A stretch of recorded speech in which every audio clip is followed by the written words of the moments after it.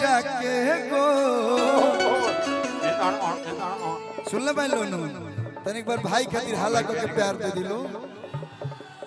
कि राजा जी के तू रला हो दहिया तो राजा जी के तू रला हो दहिया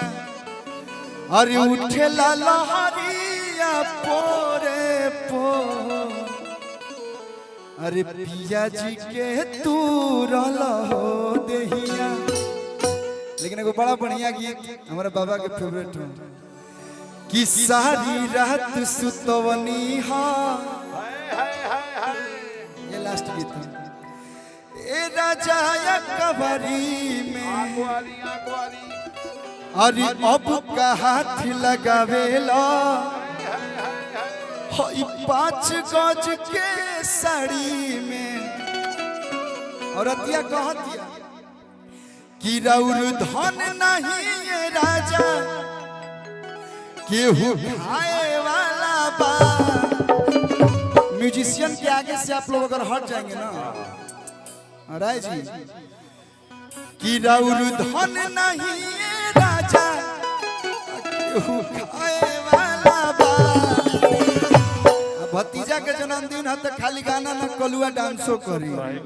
थोड़ा बहुत ठोके ना हमारा वो सब जाता हूँ सब नहीं आता है हम खाली हुए वाला है तो यही पर आधा जीवन बीत गई 19-20 साल बीत गई बाकी तो भाई सब मिला है सब 20 साल देखिए यही गीतिया पर कैसे डांस हुई कि छोड़ी छोड़ी ओठलाली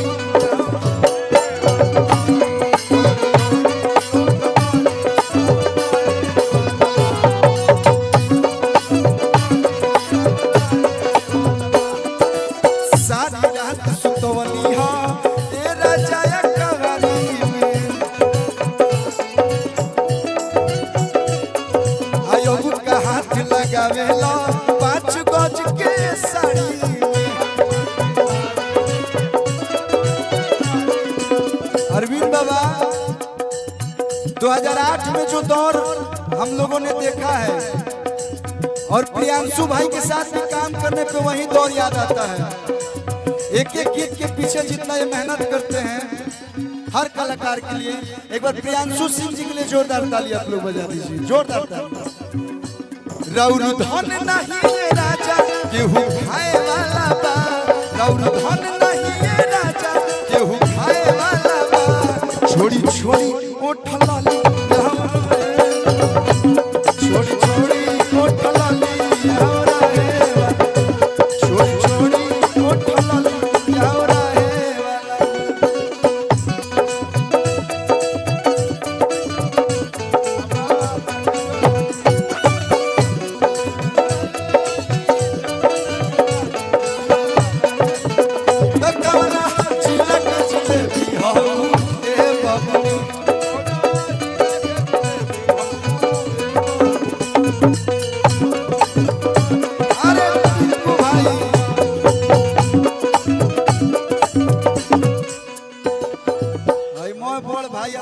पैसा दे दी हलो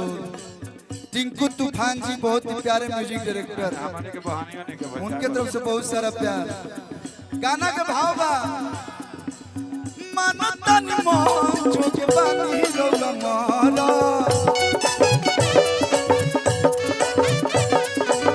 रोज रोज चाहे दिल कमर में दर्द। ए गोलू भाई ए भाई भाई हेलो अरे आगे से अरे की मनतन मोह जोगे अरे की मनतन मोह जोगे बानी रहुआ मारा तो रोज रोज काहे दिल कमर में दर्द।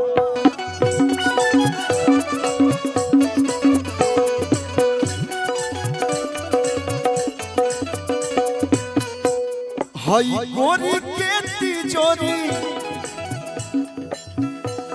ना लुटाए वाला बा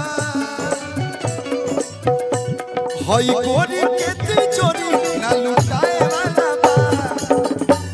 तो छोड़ी छोड़ी ओठलाली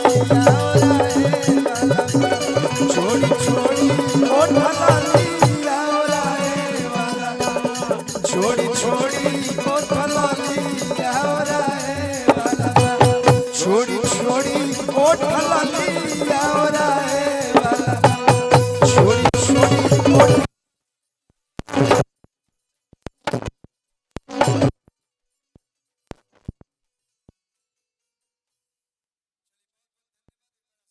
में जोरदार ताली बजा के प्यार दे दिलो।